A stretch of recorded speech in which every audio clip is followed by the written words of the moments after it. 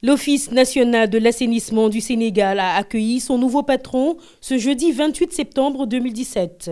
Des prières pour souhaiter la bienvenue à son successeur, Alioune Badara Diop a passé le témoin à Lassana Gandhi Sakho. Devant les agents et invités de l'ONAS, le nouveau directeur général a décliné sa feuille de route. Nous devons opérer des ruptures profondes pour être en cohérence avec les ambitions des pouvoirs publics dont l'objectif est de répondre aux besoins sociaux des populations.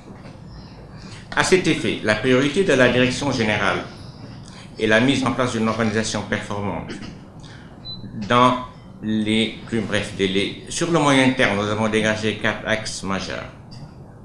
Bâtir une vision partagée, adossée à des missions spécifiques, avec des stratégies bien adossées à des tactiques. La deuxième, c'est qu'il faut renforcer la compétence du personnel en matière de gestion par rapport à ces investissements à forte croissance.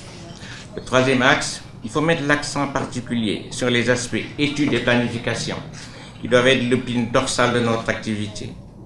Le quatrième point, c'est accélérer le partenariat avec le secteur public, le secteur privé dans certaines de nos missions et nous concentrer sur notre cœur de métier, c'est la gestion du patrimoine. Mesdames, Messieurs, dans cette mission, nous avons besoin du concours de tous. C'est ensemble que nous bâtirons l'ONAS.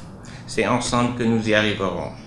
Et nous arriverons quand on cessera de traiter l'ONAS de parent pauvre de la réforme de l'hydraulique urbaine. L'ex-directeur s'est réjoui de son bilan à la tête de la boîte, tout en exhortant son successeur à gagner le pari du défi. Décembre 2012, septembre 2017, presque 5 années à la tête d'une grande structure telle que l'ONAS, on peut dire que ça a été assez long.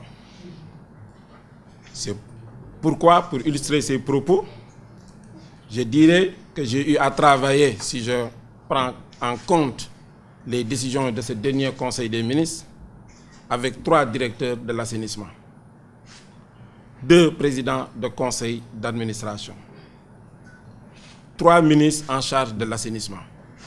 Et j'ai eu aussi l'honneur et le privilège d'assister à des réunions interministérielles dirigées par 3 premiers ministres différents.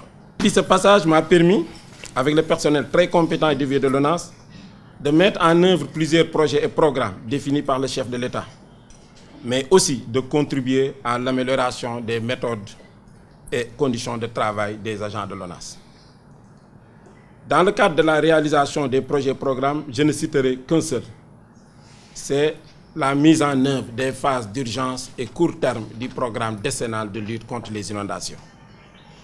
Les travaux réalisés à Dakar et dans les régions ont permis aujourd'hui la protection de milliers de Sénégalais contre les inondations. Le recul sensible des maladies hydriques, les docteurs ici présents ne diront pas le contraire, et la continuité des activités économiques même en temps de pluie. Aujourd'hui, même avec la pluie, les gens circulent, sortent de Dakar et entrent, et ce n'était pas le cas avant 2012. Ce bilan, sans être exhaustif, n'a pu être réalisé que par le fait que j'ai bénéficié d'appuis multiformes et de tous les niveaux. Moi seul, je ne serais pas capable de réaliser 1/1000 de ce que je viens de citer. C'est le lieu de les remercier tous. Mes remerciements aussi très appuyés à tout le personnel de l'ONAS en général. Tout le personnel, quel que soit son niveau et quelle que soit la fonction qu'il utilise, la fonction où il est. Dans la foulée, les agents de l'Office national de l'assainissement du Sénégal ont offert des cadeaux à l'ancien directeur sortant, désormais directeur général de l'Office du lac de Guiers.